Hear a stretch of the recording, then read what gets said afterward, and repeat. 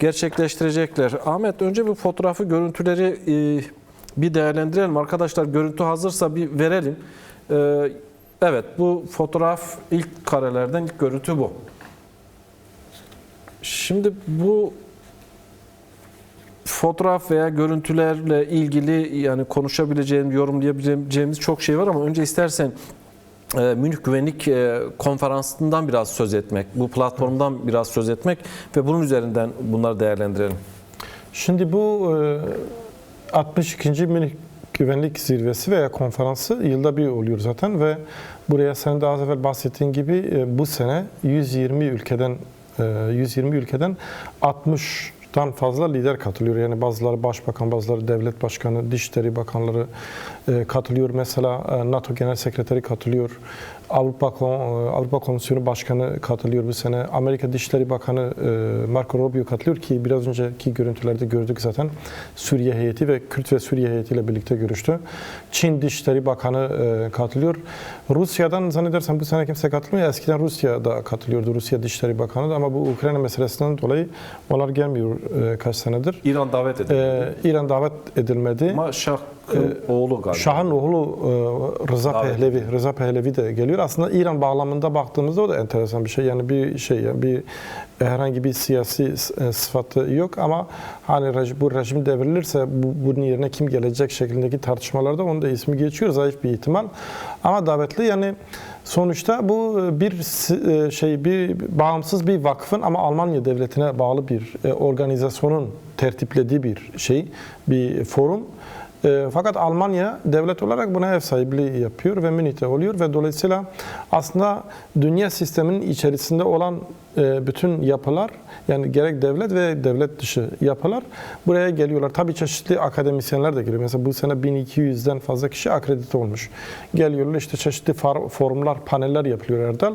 Çeşitli konularda mesela işte güvenlik konusunda, jeopolitik konularda, Orta Doğu, Rusya, Ukrayna bu işte küresel iklim krizi bağlamında, yapay zeka vesaire bu konularda forumlar oluyor, sonuçlar oluyor. Yani herkes gidip hemen her seminere katılmıyor ama esası burada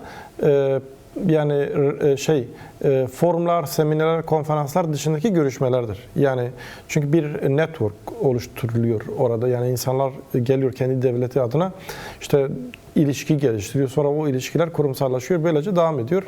Ve az evvelki görüntülerde de mesela gördüğümüz üzere şimdi Suriye heyeti olarak yani hem Suriye Dışişleri Bakanı hem Suriye Demokratik Güçleri Genel Komutanı Mazlum Abdi ve Dış İlişkiler Dairesi Eş Başkanı İlham Ahmet ve Suriye hükümetinden bir iki kişi daha Amerika Dışişleri Bakanı'nın ve onun ekibiyle bir araya otururlar. Yani karşılıklı heyetler arası karşılıklı görüşme yani yaptılar. Suriye ve Amerika. Şimdi burada da baktığımızda şöyle oluyor. Suriye bir tarafta Suriye masanın bir tarafta Amerika. Şimdi Amerika bu formatta bir Suriye'yi kabul ediyor. Dolayısıyla bunun anlamı ne yani? Bu görüntülerde de gördüğümüz görüşmenin anlamı şudur. Suriye devleti yani bahsedilen işte bu süreç, entegrasyon meselesi Suriye devleti şu anda iki ana yapı tarafından idare. Yani aslında bu entegrasyon bir ortaklaşma. Dolayısıyla uluslararası platformlarda Münih Güvenlik Zirvesi'ne katılım olması, Amerika'nın bu şekilde bir toplantıyla onları kabul etmesi, muhtemelen yarın Macron da aynı formatta bir görüşme yapacak. Körfez eksenindeki bazı ülkelerle görüşmeler olacak.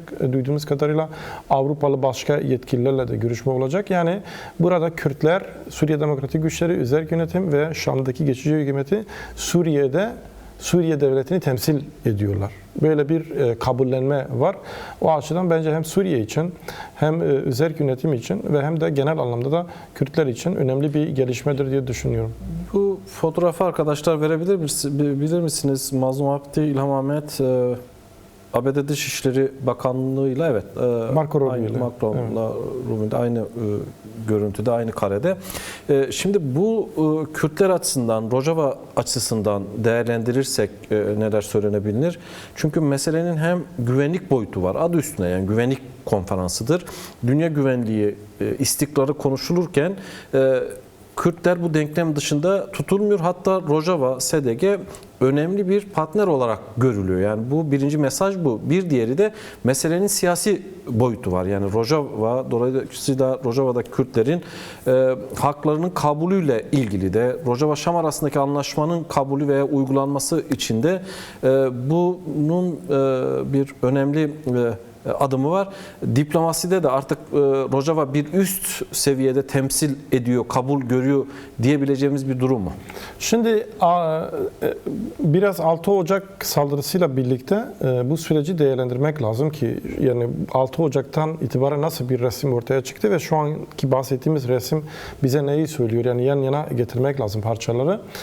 Aslında 6 Ocak yani evvelindeki 4 Ocak Paris Anlaşması ve ardından 6 Ocak'ta Halep'teki saldırılarla birlikte özerk yönetim tasfiye edilmek istendi.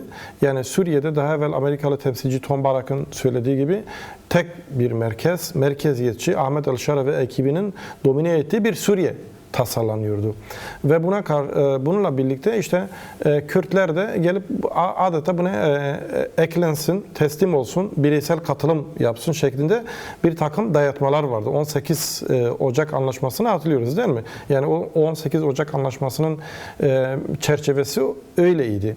Dolayısıyla Kürtler buna karşı direndi. Yani sadece Suriye Demokratik Güçleri Rojava'da veya Suriye'de değil veya o Rojava halkı değil. Genel anlamda Kürtler buna karşı bir tutum ortaya koydu ve orada da çeşitli geri çekilmeler de yaparak yani işte Deir ez-Zor'dan, Rakka'dan ve benzeri yerlerden çekilerek Kürt bölgelerini biz sonuna kadar koruyacağız dedi Suriye Demokratik Güçleri ve Rojava halkı da arkasında durdu. Tek bir insan böyle bir risk var diye Rojava'dan gitmedi. Milyonlarca insan orada gece gündüz sokakta ve hakeza yurt dışında da milyonlarca Kürt ve dostları demokratik çevreler mobilize olarak bu sürece, bu komploya karşı durdular ve de Rojava'yı sahiplendiler ve Rojava'ya yönelik saldırı bütün Kürtlere yönelik saldırıdır diyerek o zamanlar çok değerlendirmiştik. Tekrar etmeye gerek yok.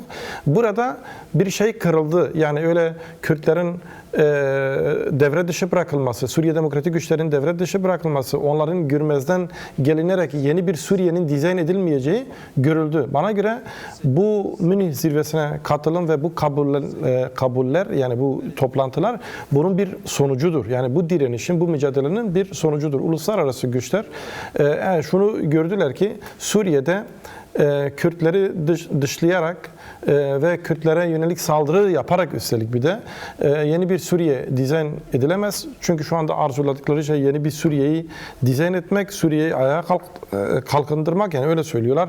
Bunun paralelinde işte Irak'ta çeşitli şeyler tasarlanıyor. Genel alanda Rojava'da Orta Doğu'da yeni şeyler tasarlanıyor. Dolayısıyla Rojava'nın buna kurban edilmesi mümkün değil. Çünkü Kürt halkı ve dostları buna karşı duruyor. O zaman yani 30 Ocak Anlaşması'na da uygun olarak yeni bir anlaşma çerçevesi ortaya çıktı ve bu çerçeveyle birlikte bir entegrasyon süreci başladı. Entegrasyon da şudur, özerk yönetimi, Suriye Demokratik Güçlerinin de Suriye Devleti'ne ile ortaklaşması yani ortak olması, ona dahil olması, ona teslim olması değil. Yani teslimiyet dayatmasından ortaklaşmaya geçildi ve bugünkü manzara bize bunu gösteriyor. Tabii bu şu demek değil, yani işte Rojava'ya dönük, Kürtlere dönük şeylerin, risklerin, olası komplo potansiyellerinin bittiği anlamına gelmiyor. Çünkü İç içe gidecek bu. Yani evet yani duyarlı olmak lazım. Yani Suriye'deki geçici hükümeti de durumu görüyor. Yani şimdi Esad Şaybani 4 Ocak'taki Şam'daki toplantıyı sabote eden bir figür. Ve kimin adına yaptığını da biliyoruz. Yani Türkiye devleti adına, kısmen de Suudi Arabistan'ın etkisiyle Katar'ın. Fakat aynı Şaybani bugün Mazlum Abdi ile aynı heyet içerisinde Suriye devleti adına Amerika Birleşik Devletleri'nin Dışişleri Bakanı'yla oturuyor. Bu kendi tercih ettiği, çok arzuladığı bir durum değil bence. Bu koşulların onlara da dayattığı bir gerçeklik. Şöyle bir şey de oldu. Haseki valisinin Ahmet, şimdi soracağım iki soruya sadece virgül koyduk, unutmadık ama madem Mehmet Çoban'la yarınki mitingi konuştuk, yürüyüşü konuştuk. Paralel gidiyor yani sokakta diplomasi masası da paralel gidiyor. Diplomasi masasında aslında bu fotoğrafın ortaya çıkmasının temeline baktığımızda Kürtlerin sokaktaki alandaki, Rojava'daki mücadelesinin neticesinde ortaya çıkan bir tablo oldu. O bakımdan dediğin gibi riskler geçmedi, devam ediyor. Bu gösteriler, mitingler, yürüyüşler üzerinden bir değerlendirme yaparsan, çünkü besliyor değil mi yani diplomasi masasını? Güçlendiriyor. Mutlaka öyle besliyor. Yani şimdi bir halkın en büyük gücü nedir? Kendi örgütlü iradesidir. Yani örgütlü iradesi olmayan, örgütlü refleksi olmayan, örgütlü bir mücadelesi olmayan bir halk, bir toplum ne diplomasi yapabilir, ne siyaset yapabilir, ne cephede kendini koruyabilir. Yani dolayısıyla kendini korumanın, kendi kazanımlarını korumanın, yeni kazanımlar elde etmenin bir tek yolu var. O da örgütlü mücadeledir. Dolayısıyla bu örgütlü mücadele tabii ki her zaman, her konjonktürde, her zeminde dönemin koşullarına göre yapılır. Bu dönemde de özellikle yurt dışında, diasporada, Avrupa'da özellikle yapılabilecek, Kürtlerin yapabilecekleri en büyük şey, en büyük eylem ve etkinlik bu tür gösterilere, protestolara çeşitlilik kazandırmak, bunları nicel ve nitel olarak artırmak. Yani eğer bu olmasaydı gerçekten de özellikle 6 Ocak'tan itibaren Şeyh Maksut ve Eşrefiye mahallelerine yönelik saldırı dalgasıyla birlikte Kürtler yurt dışında da özellikle tabii Kürdistan'da da yani 4 parça Kürdistan'da ayağa kalkmamış olsalardı o zaman çok daha bambaşka daha kötü şeyler konuşmuş olurduk. Eğer bugün Rojava'da büyük bir katliamın önüne geçildiyse ve günün sonunda Kürtler bir takım konularda çeşitli işte anlaşmalara, angajmalara girdilerse bu direnişin, bu sahiplenmenin bir sonucudur. Yoksa bu saldırı dalgasının karşısında Kürtlerin sadece Rojava sınırları içerisinde siyasi ve askeri olarak kendilerini korumaları mümkün değildi. Yani çok büyük bir saldırı dalgasıydı. Bu saldırı dalgası sadece cephe hatlarındaki silahlı saldırı değil. O da çok ağırdı ama bir uluslararası durumdan bahsediyoruz. Dolayısıyla bazı güçler yani Suriye, Türkiye bazı güçler Suudi Arabistan arkasında bir dalga alarak, uluslararası bir destek alarak tümüyle birleşerek her anlamda Kürtlerin üzerine yürüdüler ve Kürtler de yani Kürtlerin şeyi yok, bazı diplomatik platformlarda kendilerini ifade edemiyorlar. Çünkü dünya sistemi ne yapıyor? Ulus devletleri, devlet başkanlarını, bakanları, bunları yani resmi statüsü olanları muhatap alıyor. Kürtler eğer o tür platformlarda işte ilk defa mesela Münih Güvenlik Zirvesi'nde Rojava böyle üst düzey bir şekilde temsil ediyor. Irak Federal Kürdistan Bölgesi yetkilileri daha evvel katıldılar bu tür şeylere. Mazlum Abdi bir röportaj vermiş. Evet. O röportaja bir dinleyelim hemen Evet. ne demiş bir yorumlayalım. Gazetecilere konuştu arasında. Evet. جبنا قال وزير الدربه امريكا تشاكر واللي جد وزير الدربه سوريا جا حاضر بو جبنا بقشتي باش درباس بو مالسر مجاري انتجراسيون اكو هي واللي بيشارو جول سر خوسيتي قال كرد واللي سر روشا سوري بيشارو سوري مسر مجارنا قساكر بقشتي باش درباس حاليا نف دولتي چاوا گارانتي دانا كردا جبو مثلا في ريكاتين دوما هيك وات يكن قال مثلا مجارا اخفت وانا اجي نزكوني اخو اريني دانا خويا جيفين اندي چاوا قال كي دبر الصبح ولا قال لك جيبين انا صبح جيون قال لك جيبين انا نهار رجافة شوية يعني نهار رجافة يعني كوباني هو قمش يعني بقيشتي اقر بس لك هي اللي بسكريك انا ام جاول دن باب بسكريك انا تشار سربك يكي اوروبا دخوازي يعني هاريكاريان كردان ما بكال رجافة نزك بنك اريني هي ام جاول دن كوبان Ahmet bir yorumlarsan Mazlum Abdi'nin Yani- ilk demeci. Evet, Kürt medyası genelde orada öyle anladığım kadarıyla Öyle başvuru anlaşılıyor, medyası. İşte Amerika Dışişleri Bakanı'yla bir toplantı yaptık. Entegrasyon ve yürüyen süreç konusunda konuştuk dedi. Olumlu bir toplantıydı dedi. Yani olumlu geçti.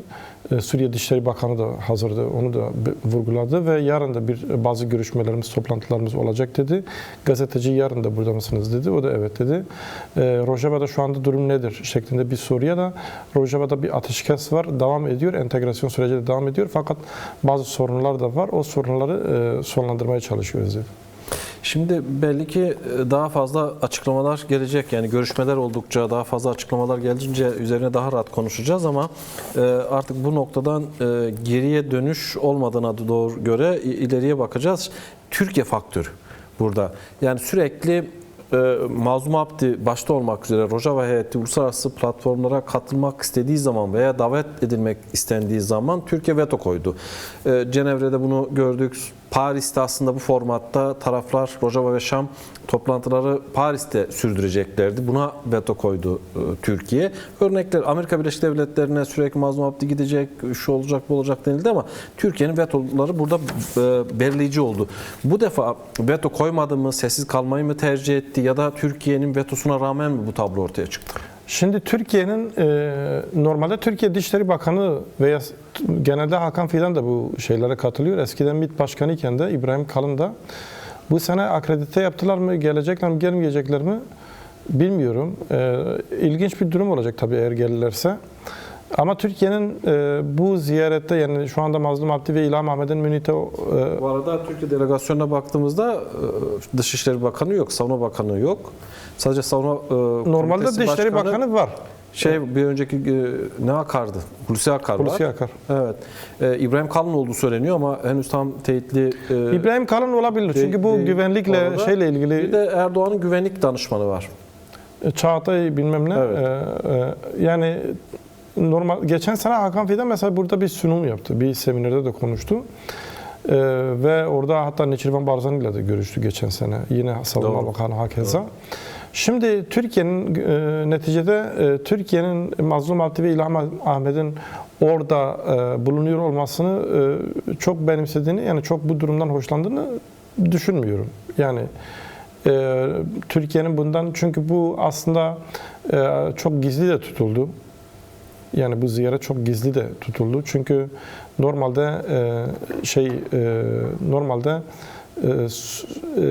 Mazlum Abdi ve İlham Ahmet Şam üzerinden de gelebilirlerdi. Çünkü Şam'ın da uluslararası havalanı var ama Şam üzerinden gelmediler. Daha başka bir yolla, yöntemle Münih'e geldiler. Ki normalde zaten bir özel davetiye olması gerekiyor. Güney Kürdistan üzerinden gelmediler mi? Yani Güney Kürdistan TV8'in geçtiği haber öyle. Evet, Güney Kürdistan üzerinden. Dolayısıyla Türkiye bu durumdan ne kadar haberdardı bilmiyorum. Yani belki son anda haberdar olmuştur. Eğer haberdar olmuş olsaydı evvelinde İşte bu ikisi engellemek arasında için... bir fark var. Eğer haberdarsa bu Rojava-Türkiye ilişkileri nasıl etkiler bundan sonrası? Şimdi yani Türkiye'nin bu manzarayı sevmeyeceği belli. Yani hele oraya gelip bir de Amerikalı Dışişleri Bakanı ile belki yarın Fransa Cumhurbaşkanı ile işte Körfez'deki bazı yetkililerle görüşmelerini de benimsemez ama burada şöyle bir şey çıkıyor ortaya. Şimdi Türkiye ortada bir realite var. Türkiye'nin bu realiteyi kabul etmesi lazım. Yani onu engelle, bunu engelle nereye kadar yani? Türkiye'nin yapacağı şey şudur. Şu anda bir çözüm süreci, barış ve demokratik toplum süreci de var değil mi? Görüşmeler var. Yürümese de yani tıkandı da diyemiyoruz ama gerekli adımlar şimdiye kadar atılmamış olsa da bir süreç var ve bu süreç işliyor. Belki önümüzdeki günlerde başka bir evrelere de geçebilir. Dolayısıyla Suriye'deki süreç de işliyor ve Türkiye şu anda uluslararası toplumun, uluslararası güçlerin de kabul ettiği Suriye realitesi şudur. İşte merkezde Ahmet El-Şara ve ekibi ama Kürtlerin de merkeze entegre olduğu ve dolayısıyla Suriye devletinin bir muhatap gücü olduğunu kabul ettiği bir şey var. Bir Suriye'den bahsediyoruz. Bu ileride anayasal bir duruma da evrilebilir. Suriye'nin şu anki yönetimi de bunu benimsemiyor olabilir. Ama koşullar, bölgesel gerçeklikler, uluslararası konjonktür bunu gerektiriyor. Daha dün Avrupa Parlamentosu'nda karar çıktı. Avrupa Parlamentosu ne dedi? Dedi ki biz Suriye devletine ya para falan vereceksek şu koşullarla olacak. Amerika aynısını söylüyor. Başkaları aynı söylüyor. Yani dolayısıyla Türkiye'nin yapacağı bu realiteyi kabul etmek. Bu Avrupa Parlamentosu'nda çıkan kararla ilgili Türkiye Dışişleri Bakanlığı'ndan da sert bir açıklama gelmiş. Ya boş açıklama. Şimdi rahatsızlıklar dile getiriyor. Tabii ki rahatsızlık dile getirecek çünkü söyledikleri Türkiye'nin şu ana kadar karşı çıktığı tezler. Hayır Üzmez, çok teşekkürler. İyi akşamlar diliyorum sana ve konuklarına. Şimdi Ahmet, tabii uluslararası komplo, dolayısıyla güncel gelişmeler, bütün bunları konuşacağız. Kürt meselesi giderek uluslararası bir zemine de oturuyor. Yani bir önceki turda Avrupa Parlamentosu'ndaki toplantı ve Türkiye'nin itiraz ettiği, Hollanda Parlamentosu'nun aldığı karar, bugün Portekiz Parlamentosu benzer bir oturum düzenledi. Amerika Birleşik Devletleri'ndeki kongrede düzenlenen toplantı, Senatör Gerham'ın sunduğu Kürtleri koruma yasası, bütün bunları yan yana getirdiğimizde bundan sonra ne göreceğiz? Yani Rojava ile birlikte tabii bunlar daha fazla gündeme geldi. Bunlar ne diyor bize Kürt meselesiyle ilgili? Yani bu sürecin doğru anlaşılması açısından tabii tartışmalar var ama birkaç noktayı belirtirsen nedir bu durum, bu yeni durum? Yani Kürtler açısından tabii ki bir mücadelenin çeşitli şekillerde sonuç alınması demektir. Çünkü eğer az evvel de konuştuk bir önceki oturumda Kürtler bu iradeyi göstermemiş olsalardı kimse şu anda Kürtleri konuşmamış olurdu. Bir kere eğer şu anda hangi amaçla olursa olsun diplomatik platformlarda çeşitli gelişmeler yaşanıyorsa bunun büyük bir kısmının Kürtlerin bu örgütlü direnişinin sonucu olduğunu akılda tutmak lazım. Demek ki daha fazla mücadele edilirse, daha fazla halk kendi mücadelesine sahip çıkarsa, daha fazla örgütlenirse daha fazla başarılar, daha fazla büyük sonuçlar elde edilebilir. Bir bu. İkincisi, şimdi bir gerçeklik var. Kürt gerçekliği Orta Doğu'da. Yani sadece Türkiye'de, Suriye'de, Irak veya İran'da değil. Kürt gerçekliği var Orta Doğu'da. Ve yani 100 yıllık bir inkar var. Sadece inkar değil, aynı zamanda imha politikaları var ve Kürtlerin de buna karşı direnişleri var. 50 yıllık Kürdistan Özgürlük Hareketi'nin öncülüğünde bu direniş artık günümüzde bambaşka bir eşiğe gelmiş ve çözümü dayatmaktadır. Dolayısıyla gelmiş olduğumuz aşamada eğer bu sorunun muhatapları, yani Türkiye Devleti mesela bu gerçekliği kabul etmez ve bunun için gerekli adımları atmazsa o zaman aslında sorun senin de tarif ettiğin şekilde uluslararası bir boyutu zaten var. Uluslararası bir sorun. Çünkü Kürt inkarının da uluslararası boyutu var. Kürtlere yönelik komploların da uluslararası boyutu var. Dolayısıyla şu anda sorunun çözümü için de uluslararası boyutlar var ve uluslararası platformlara sorun gidiyor. Türkiye bir an önce çözüm için gerekli adımları atmazsa artık bir süre sonra istenilen adımları atsa bile durum kontrolden çıkabilir, kendi kontrolünden çıkabilir. Yani şu anda Türkiye'nin yapacağı tek şey Önder Apo'nun İmralı'da geliştirmiş olduğu bu yeni süreci resmen, yani şimdiye kadar çeşitli şeyler olmuş olsa da işte komisyonun gitmesi vesaire kabullenmesi ve bunu yasallaştırması ve dolayısıyla da Kürtlerle yeni bir hukuk oluşturması gerekiyor. Kürtler buna hazır. Bu hem Türkiye için, hem Kürtler için, hem Türkler için, hem Orta Doğu için yepyeni bir durum olur ve bütün bölgenin çehresini değiştirir diye düşünüyorum. Ama eğer bunun gerekleri yerine getirilmezse o zaman sorun yani Türkiye'ye karşı da bir şeye dönüşebilir, bir zemine dönüşebilir ve gerçekten Türkiye bundan çok ağır zararlar görür. Yani artık istese bile toparlayamaz ve bundan herkes aslında kaybeder. Şimdi burada tabii birçok devletin oyun planı farklı. Yani Kürt meselesi... Herkesin bir ajandası var evet, tabii. Yani Kürt meselesi uluslararası bir mesele aynı zamanda. Türkiye buna daha fazla katkı sundu. Bu da bir tartışma konusu. Fakat bu dönemin karakterini yani analiz edersek, konuşursak yani her bakımdan yeni bir durumla karşı karşıyayız. Yani belirsizliklerle birlikte Orta Doğu nereye gidecek, yarınla ilgili bir takım öngörülerde bulunmak o kadar zor ki bir. İkincisi Kürt cephesine dönüp baktığımızda orada da değişen bir sosyoloji var. Değişen bir dil var, sokak var. Yani bu da başka bir şey söylüyor. Dolayısıyla dikkat çektiğin nokta yani bir yüzyılı Kürtler kaybetti. Bu ikinci bir yeni yüzyılda denklem yeniden Orta Doğu'da kurulurken ya da dünyada kurulurken bugün Münih'te de biz belki daha çok Mazlum Abdülhamid Ahmet'e odaklandık ama farklı bakış açıları var, farklı endişeler var, kaygılar var, öncelikler var. Amerika Birleşik Devletleri, Avrupa arasındaki durum, bunun doğrudan Kürt meselesine etkisi var olacaktır. Yani buradan da yola çıkarak esas olarak Kürtlerin burada pozisyonunun ne olması gerekiyor? Şimdi bu çok katmanlı bir mesele sen bahsettin. Yani bir Orta Doğu'daki durumu kendi başına bir değerlendirme konusu yapmak lazım. Avrupa-Amerika ilişkileri, Kürt sosyolojisi, bunlar gerçekten çok detaylı tartışılması gereken konular. Mesela Orta Doğu için nasıl bir tarif var şu anda? Orta Doğu'daki 100 yıllık statükolar yıkıldı, değil mi? Yeni statükolar oluşturulacak. Bir panik havası da var Bir yani. panik havası var. Tabii statükocu güçler endişeleniyor. Doğal olarak bir geçiş sürecindeyiz ve bu geçiş sürecinde bazı güçlerin perspektifi şudur. Yeni süreçte de, yeni dengelerde, yeni statükolarda da Kürtler olmasın. Fakat ama Kürt gerçekliği de kendisini dayatıyor. Dolayısıyla Kürtler görmezden gelinerek yeni statükolar oluşturulamaz. Bunu Suriye'de gördük. Yarın öbür gün İran'da da göreceğiz. Irak'ta başka bir durum. Türkiye'nin durumu da ortada.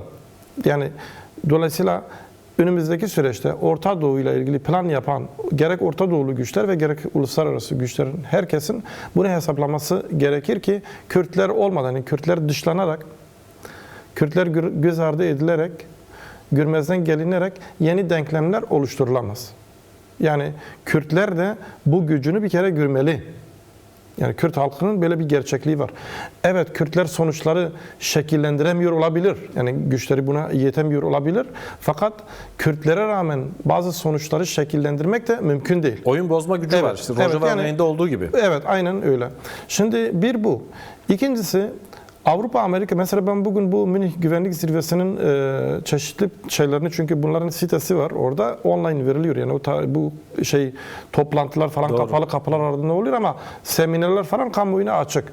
Bazılarını dinledim, şimdi daha evvel de takip ediyorduk. Bu 62. Güvenlik Zirvesi.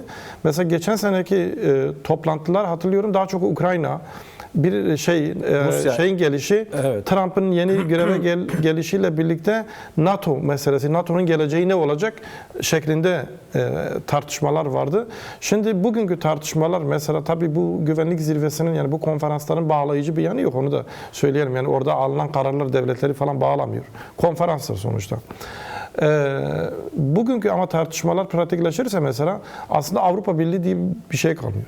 Yani Avrupa Birliği'nin içeriği tartışmaya açıldı bugün. Yani Avrupa Birliği kurum olarak Merz onu söyledi. yürümüyor. Daha önce Macron'un uyarıları Avrupa vardı. Birliği'nin çeşitli şeyler, uzmanları, yetkileri Ama işte bunları- Macron da açık açık diyor ki eğer güvenlik bir konsepti oluşturmazsa Avrupa Birliği, ABD'ye bağımlılıktan kurtulmazsa 5 yıl sonra hem ona da Avrupa geleceğim. Birliği kalmayacak. Tabii hem ona geleceğim.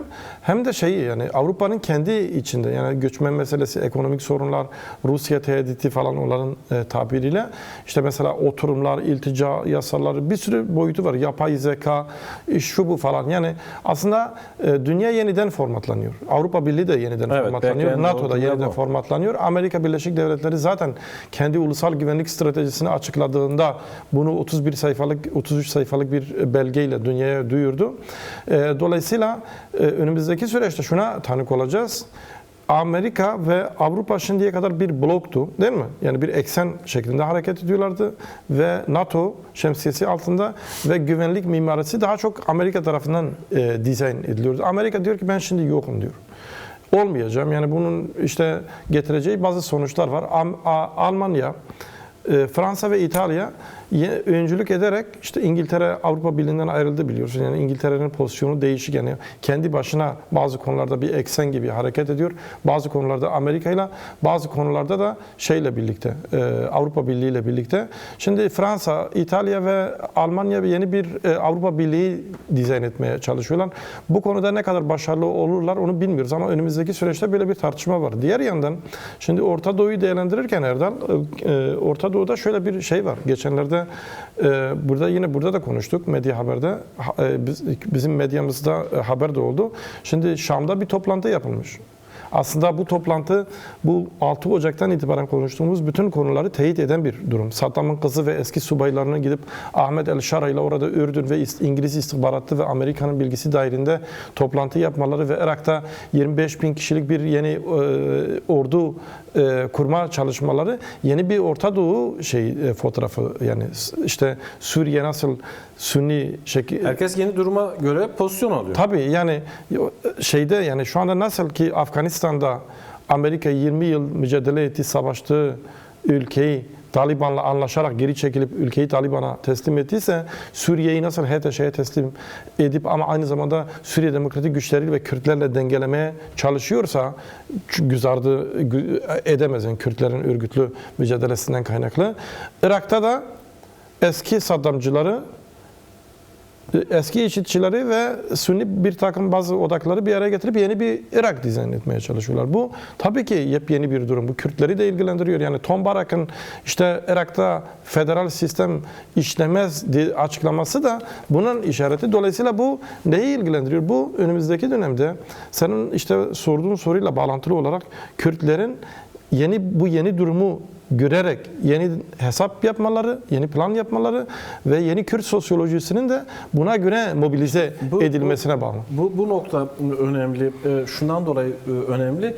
Fotoğrafın tamamına bakmak lazım ki nasıl bir kabluyla karşı karşıyayız. Bunu anlamak için virgül dönüşte devam edelim buradan. Ama şimdi diplomasi masasında durum tablo bu şekilde ama sokağa da dönüp baktığımızda devam ediyor. Yani Rojava ve uluslararası komplonun protesto edilmesi için Kürtler yeniden alanlarda olacak. Bundan sonrası sokak Kürtler için ne anlama geliyor? Meydanlar Kürtler için ne anlama geliyor? Şimdi yarın 14 Şubat ve 15 Şubat'ta tabii uluslararası komplo vesilesiyle her sene zaten eylemler oluyor. Bu sene daha fazla olacak. Ama şunu gördük ki Erdem, şimdi Kürtler yani herkes dünyada işte şeyi söylüyor. Kürtler iyi savaşıyor, Kürtler iyi direniyor. Bunlar doğru şeyler. Yeri gelince işte cephede savaşıyor, yeri gelince başka alanlarda direniyor hayatın her alanında. Ama şunu gördük ki mücadele bir bütündür. Yani sadece savaşçının, gerillanın, savaşçı güçlerin mevzide direnmesi, şehit olması yetmiyor. Yani mücadele bir bütündür ve bu bütünlüğün en önemli yanı, en önemli kolu halkın bizzat kendi gücüdür. Yani eğer bu bir halk mücadelesi ise ki öyledir. Şimdi o zaman halkın bizzat bu mücadelenin öznesi olması gerekir. Zaten özgürlük hareketinin şimdiye kadar bu kadar büyümesi, bu kadar saldırılara karşı, bu kadar komplolara karşı ayakta durabilmesinin tek sebebi de budur. Halk mücadelesinin öznesinin bizzat halk olmasıdır. Yani halka dayalı, toplum odaklı bir mücadele olmasıdır. Dolayısıyla günümüz koşullarında bu gerçeklik çok daha yakıcı bir şekilde kendini dayatıyor. Önümüzdeki süreçte de bu böyle. Şimdi biz ne istiyoruz Kürtler olarak? Statü istiyoruz, özgürlük istiyoruz. Resmen kabul görülmek istiyoruz yani. Dünyanın muhatabımız olan devletlerin bizi tanıması, dilimizi, kimliğimizi, haklarımızı kabul etmesini istiyoruz ki biz de onları kabul edelim. Değil mi? Yani karşılıklı kabullenme, entegrasyondan kastedilen budur. Dolayısıyla bunu istiyoruz fakat bunu sadece istemekle yetinemeyiz yani. Bunu sadece istemekle kimse bize bunu vermez. Bunu eylemlerle, gösterilerle, çeşitli şekillerde yapmamız gerekiyor. Kendi gücümüzü, kolektif gücümüzü göstermemiz gerekiyor. Gerçeği de şu değil mi? Yani Rojava'ya yönelik saldırılarda ne olması gerektiğini de gösterdi Kürtler. Evet. Bu önemli bir adımdı, önemli bir sonuçtu. Buradan Kürt Halk Önderi Abdullah Öcalan'a bağladığımız zaman şimdi halen pozisyonda bir değişiklik yok. Bir taraftan da Türkiye iddia ediyor Kürt meselesini çözeceğiz. Yeniden Rojava saldırılarından hemen sonra önemli bir yara aldı. Bir güvensizlik zaten vardı. Şimdi halen de var o güvensizlik. Evet, halen de var. Yani Türkiye'nin artık daha somut süreci ilerletecek adım da atılmadığı için ki atılması gerekiyor. Burada da en çok Kürt Halk Önderi Abdullah Öcalan'ın pozisyonu tabii işte özgürlüğü ön plana çıkıyor. Sürecin aslında ileriye gidip gitmeyeceğinin temel şartlarından biridir yani. Evet. Şimdi buradan devam edersek evet, yani olması gereken ne?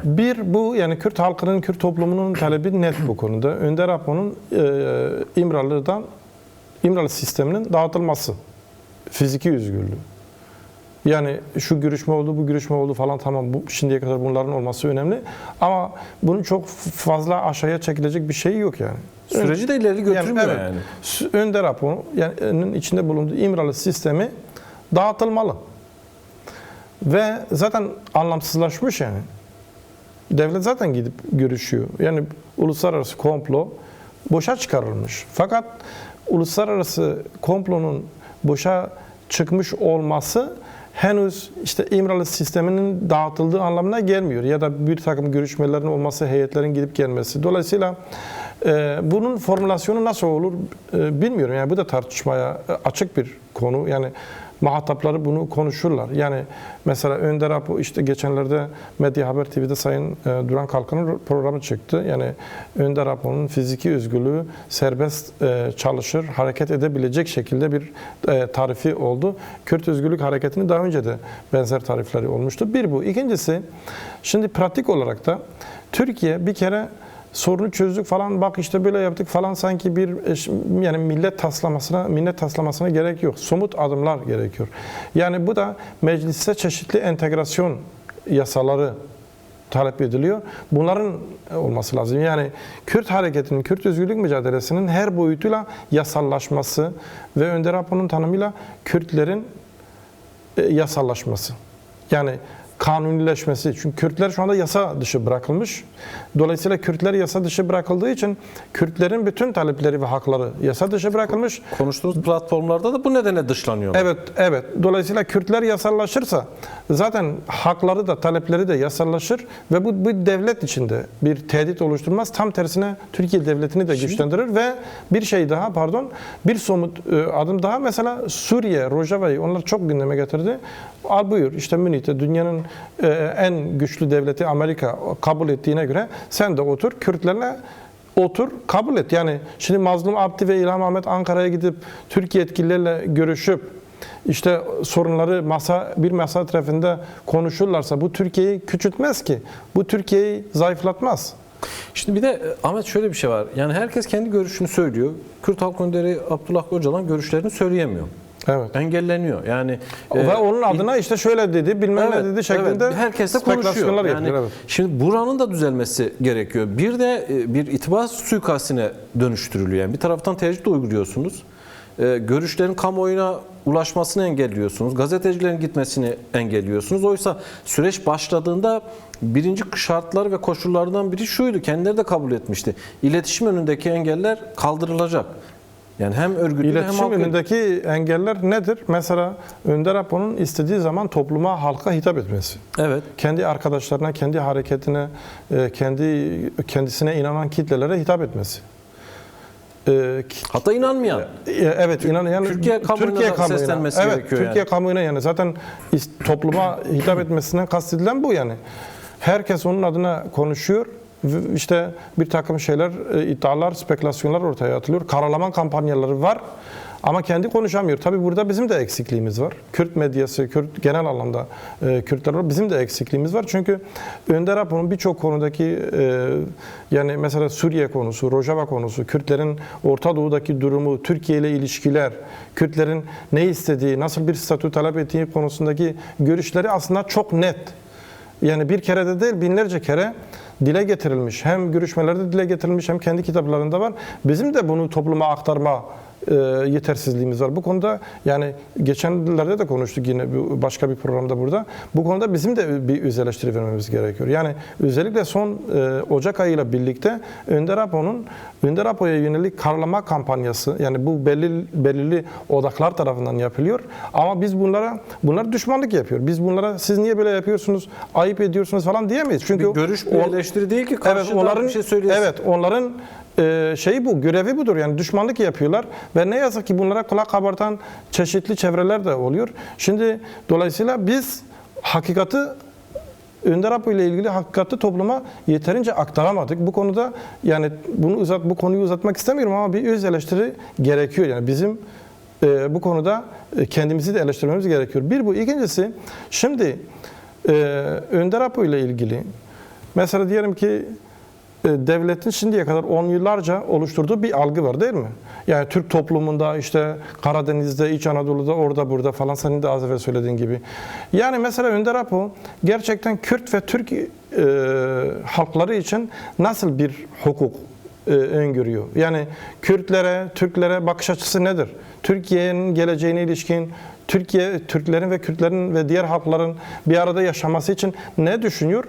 Buyurun 3-5 tane kendi gazetecilerini göndersinler oraya, değil mi? Evet. Göndersinler oraya, sorsunlar istediklerini ve Önder Apo da onlara cevabını verir. O zaman dünya alem görmüş olur ki aslında kim çözüm istiyor, kim barış istiyor, yani kimin ne istediği aslında görmüş olurlar. Yani belki tamam o kesimler Bir de oturup şöyle bir şey de oldu. Şimdi yani özel savaş yöntemleriyle bir imaj yarattılar. Kürt Halk Önderi Abdullah kastettim bu, yani Öcalan. on yıllarca. Şimdi kendileri düzeltmiyorlar. Barışacaksak kendileri halen dilleri zehirli. Evet. O zaman bırakın engelleri kaldırın. Düzeltmesini Yani- de istemiyorlar. İsteselerdi bunu yaparlardı. Şu anda bak yani bu konuda bence iddialı konuşabiliriz hepimiz. Çünkü takip ediyoruz Ünder Apo'nun fikirlerini, kitaplarını, açıklamalarını. İddialı konuşabiliriz bu konuda. 2 gazeteci gitsin oraya. İsterse canlı yayın yapsınlar. Ve 1 saat, 2 saat ne kadar yapıyorlarsa yarım saat, 1 saat yapsınlar ve o konuda can alıcı sorular sorsunlar. Türkiye toplumunun şu ana kadar Türkiye toplumunda devletin 50 yıldır oluşturduğu algının %90'ı yıkılır. Bir program. Yıkılır yani. Ve devlet de bunun farkında kanaatimce. Devletin şu anda bunu engelliyor olması kendi aleyhinedir. Belki kendi lehlerine görüyorlar ama bence kendi Bir şey aleyhinedir. daha sorayım öyle kapatalım. Laf lafa açıyor aslında başlı başına bir program konusu. Yani bunu şu anda konuştuklarımız. Yani ortaya çıkan ne kadar olumsuzluk varsa sanki bütün bunların sebebi hakların kardeşliğini savunmakmış gibi ya da çözüm sürecini savunmakmış gibi, barışı istemekmiş, demokrasi istemekmiş, o coğrafyada Kürtlerle birlikte yaşayan halklarla birlikte ortak bir yaşamı istemekmiş gibi bir algı da yaratılmak isteniyor. Dolayısıyla bu var olan kırılgan barış veya çözüm süreci üzerine ekstra bir maliyet de yüklüyor. Evet. Dolayısıyla bize medya başta olmak üzere Kürt topluma burada yani bu durum karşısında ya bunlara güven olmuyor deyip işin içinden çıkmak mıdır ya da bunun mücadelesini mi sürdürmek? Şimdi bu güven meselesi yani bu mücadeleyle ilgili bir şeydir. Yani şimdi mesela az evvel ne konuştuk? Münih Güvenlik Zirvesi'ni konuştuk değil mi? Münih Güvenlik Zirvesi'nde Mazlum Abdi, İlham Ahmet ve Suriye Dışişleri Bakanı değil mi? Daha düne kadar birbirleriyle çatışıyorlardı. Belki yarın yine çatışırlar. Yani istemiyoruz ama öyle bir potansiyel halen var. Gerçekçi olmak lazım. Ama bir heyet olarak, Suriye heyeti olarak Kürt ve Arap Amerika Dışişleri Bakanı ile görüşüyorlar değil mi? Şimdi Suriye Dışişleri Bakanı yani çok mu aslında Mazlum durumdan Abdi ile memnun? memnun? Yani hayat şartları böyle. Yani sahadaki gerçeklikler, jeopolitik gerçeklikler, uluslararası ilişkiler bazen senin kabullenemeyeceğin şeyleri de sana dayatıyor olabilir. Ama çözüm de odur yani. Çözüm de budur. Zaten Yoksa sonsuza kadar diplomasi, savaş mı sürecek? buna diplomasi diyorlar. Yani kapalı kapıları açma. Yani sorunları bir şekilde çözme sanatı. Dolayısıyla Kürtler açısından da şöyle bakmak lazım. Yani bazı şeyler mecburiyetle ilgilidir. Şeyle ilgili değil, yani güvenle ilgili değil. Yani bir devlete güvenerek gidip evde yatarak işte zaten bir şeyler gelişecek demiyor kimse. Örgütlü olunarak, mücadele edilerek devlet bazı şeylere zorlanabilir. Yani gönlümüzden deniliyor. geçen ayrı, real durum ayrı. Önder Apo ne demiş en son ki bu konuyla ilgili işte yani ideal olana değil, rasyonel olana yönelmek lazım. İdeal olan için mücadele edeceksin ama rasyonel olana göre de hareket edeceksin. Kastedilen bu. Bence bu çok net bir durum. Dolayısıyla bazıları mesela evinde oturup klavye başında işte şu niye böyle oluyor, bu niye böyle oluyor falan bunları çok bence kale almamak lazım desen ama ki 2 kilo şeker al eline götür bunu Rojava'ya gel desen de götür desen de yani o konuda konuşmak istemiyorum. Konuşursam bu da ayrı bir şey. Konuşmak da gerekiyor ama bu konunun ciddiyetine yakışan şeyler olmadığı için çok fazla o konuya girmiyorum ama burada bence bizi izleyen yani halkımız, toplum ki büyük çoğunluğu öyledir. Olup bitenleri görüyor. Yani Önder Apo'nun da ne yapmak istediğini, Kürt Özgürlük Hareketi'nin de ne yapmak istediğini, bu halkın kimlik ve özgürlük mücadelesi için ne tür mücadelelerin verildiğini, ne tür bedellerin verildiğini görüyor. Dolayısıyla 3-5 kişinin gelip devletin işte bazı özel savaş odaklarının taşeronluğunu Kürt ve Kürtçe isimlerle yapmasına zemin sunmamak lazım. Buna prim vermemek lazım diye düşünüyorum. Bunu çeşitli mecralarda konuşuyoruz zaten. Belki daha da konuşmak lazım. Ama yani Yani konuşulması gerekiyor. Yok evet, sayınca evet. Yok mesele sayınca da hallolmuyor yani. Evet. Yani Belki hani ki bu şu anda bu konuştuğumuz burası konu değil, tamam. Burası değil. Yani o açıdan söylüyorum. Evet. sonuç itibariyle Kürtlere karşı bir psikolojik savaş yürütülüyor. Çoklu savaş yürütülüyor. Aynı anda birçok düğmeye basıyorlar. İtibarsızlaştırma kampanyası. Ama şunu söyleyeyim Erdem. Kürtlere Yani karşı. bizim izleyicilerimiz her Kürtçe isimle yayın yapan veya her kendisini Kürt ve Kürtçü olarak tanımlayan odaklara da öyle gerçekten sanki İtibar gerçekten etmeyin, evet. Kürtmüş gibi itibar etmemek lazım. Bunlar çok daha sinsi yöntemler. Yani Kürtlere düşmanlığın en çirkin yöntemi. Şimdi son galiba Macron'la Mazlum Abdi'nin bir görüntüsü mü çıktı? Evet, bir Belki şu anda ayaküstü gösteremiyoruz yapıyorlar. ama istersen ondan söz et, öyle kapatalım. Yani şöyle nasıl söz edeyim bilmiyorum. Macron zaten güvenlik zirvesinde o da Münih'te Mazlum Abdi ile kucaklaşıyorlar ve ses yok ama böyle el sıkıyorlar ve gazetecilere tarif ediyor şeyler gibi. Ama zannedersem daha sonra bir baş başa bir görüşme olacak. Bu ayaküstü karşılaşma. Evet, Öyle- ayaküstü bir öyle karşılaşma ama bayağı bütün dünya medyası orada. Evet. Ve bir Bir fotoğraf, samimi bir ortam var. görüntü vermişler. Peki.